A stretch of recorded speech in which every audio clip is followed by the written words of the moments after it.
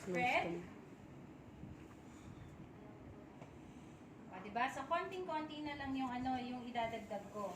So, wala akong nasasayang na buttercream. Yan. When you are working on top, worry about the top lang. Marami kasi na, again, tumatagal na naman dahil careful masyado, ayaw mapunta doon sa gilid kasi feeling nila na-scrape ko na, mangingiti, nakikita ko.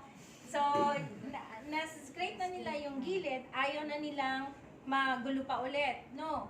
Just worry about the top when you're working on top, worry about the side when you're working on the side. Maayos natin yan mamaya. So, even it out, okay? So, with your palette knife, okay? And then, kung merong mas longer dito, yon effective siya dahil flat surface lang siya.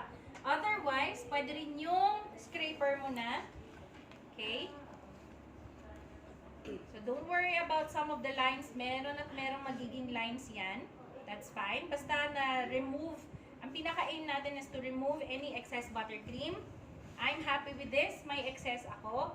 So, I'll clean my scraper. So, balik ka na ngayon sa side, okay? Yung excess kasi na yan sa top, importante yan to make sure na ma-achieve natin yung sharp edge later, okay? So, after that, we go back to the side. Same print.